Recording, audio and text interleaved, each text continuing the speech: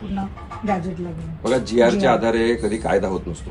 GR हे एक resolution आहे, गव्हर्नमेंटचं ते रिझोल्युशन असेल, पण तो काही कायदा नसतो. म्हणजे आपण सुद्धा नवीन वर्षाला एखादं रिझोल्युशन करतो की आता मी दररोज व्यायाम करीन, मी असं करीन, पण ते रिझोल्युशन प्रत्येक काही पूर्ण होत नसतात. त्यामुळे तशाच प्रकारचं गव्हर्नमेंट रिझोल्युशन जे आहे ते स्वतःला सरकारने दिलेलं वचन आहे की आम्हाला असं असं करायचं आहे, पण तो कायदा नसतो. त्याला कायद्याची ती एन्फोर्सेबिलिटी आहे ती नसते. त्यामुळे GRच्या आधारे एखादा कायदा होऊ शकत नाही. त्यासाठी संविधानिक संशोधन, कायद्याची आवश्यकता, कायदेशीर तरतुदी या सगळ्या पाहिजे असतात.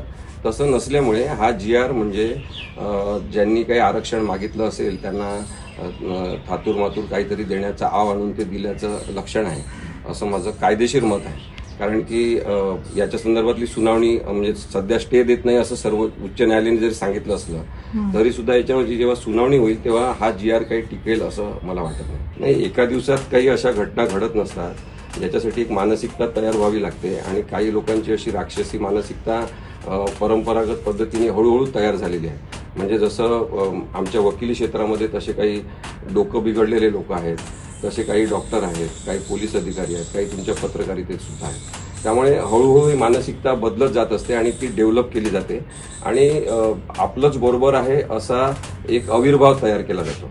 त्यामुळे कुणावर तरी बूट मारून फेकणं ही केवळ एक तेवढ्या काळापुरती कृती नाही आहे. त्याचा सगळ्यांनी निषेध केला पाहिजे.